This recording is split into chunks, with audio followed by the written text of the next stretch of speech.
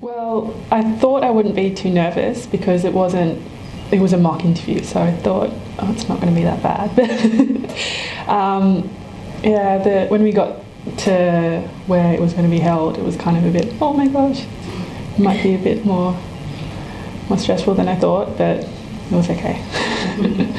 Yeah, I felt a little bit nervous about it. I thought that it would be a bit nerve-wracking, but I made sure I prepared a lot. So I went to the library for a few hours before and went through everything, and that kind of settled the nerves because I felt, prepared. I thought it would feel like a real interview for me, and it did. The other things that I was expecting from the mock interview was the feedback that I would get from the interviewers, and I got that too, which I found really helpful. Scary, I guess, because it was my first interview I had ever faced in Australia, but they were really very friendly. They just made me feel like I was okay, nothing was going very bad, and it was overall very exciting.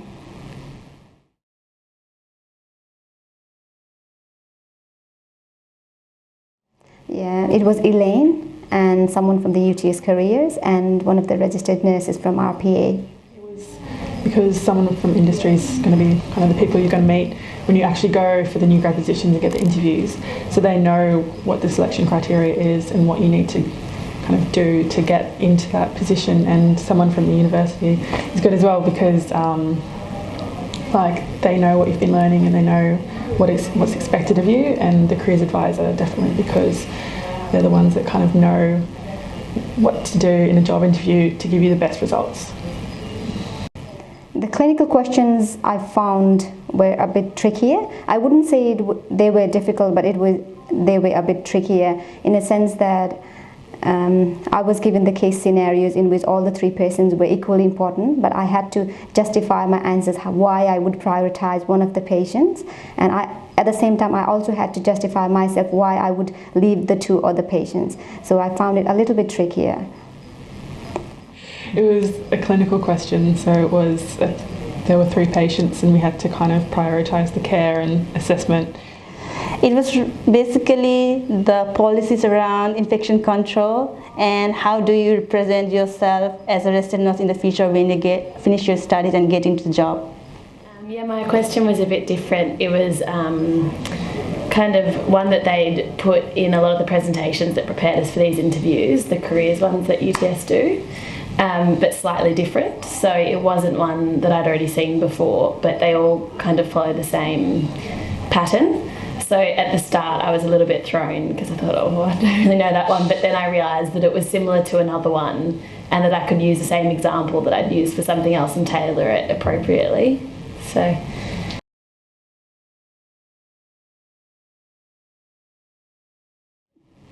yes, pretty much, because mostly they were focusing on what you'll be doing, what qualities are needed when you become a registered nurse, and it's basically the points that was included in the graduate attributes at UTS.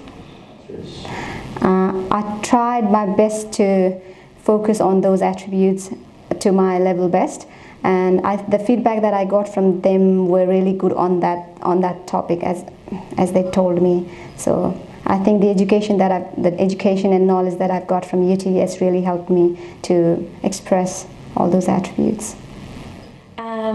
So we've been advised to draw on recent clinical examples, and that certainly, I agree, really helps to shape your answer. If you can, because obviously all the skills they're looking for you've been using lately in clinical practice, especially by the time you come to third year, really culminating those skills hopefully. So if you do have these examples prepared from your clinical experience, you find that they kind of tick a lot of the boxes, a lot of the skills the interviewers are hoping to hear you describe. Yeah, that's another really important thing is when you're on clinical placements is you're there to learn, and the information that you get from those clinical placements can be used in interview setting like this, because you kind of learn everything and you can use that information to answer difficult questions, and I think it's good. And for me, the clinical example I drew on for my answer, it was there when we had a really strong reflective practice by the facilitators. because it was quite an intense environment we were working in. They really prioritise reflection, and I think that certainly allowed me to draw on that experience for this mock interview, because I already had in my mind thought well about what I'd learned from that experience and what I would do differently and what I actually did to achieve the result that came about. So it's much easier to get that back from your mind.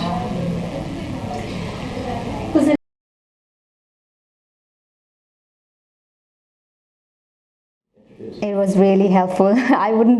It's because of the feedbacks that I got from them. It's been really helpful. And after this mock interview, I think I need to focus on a lot of other things that never came up in my mind. So it has been great. You must attend the mock interviews because it's really beneficial, and you'll get the feedback immediately, and you can improve yourself more when you really face the real interviews in the future. Yeah, it was a good experience. It kind of did seem like the real thing. Yeah, it was good to see what I could do and what I needed to improve on in the actual interview, and what I need to go home and research and look up and all these kind of things. I thought it was really good. Yeah, it was good. It confirmed, what we've been taught the last few months by facilitators and people at the university about the style of the interview. So it was very much what we've been taught it will be like, which was good. And then the best thing was to just kind of get in there and, break the fear of the unknown and break the ice and just be able to practice it. And, that's the first time done, so second should be better. And just improve themselves in the areas that they are lacking. So I would tell all of my friends that go for it, try it out, and then improve yourself. And it's definitely those kind of reflection skills that we can use today.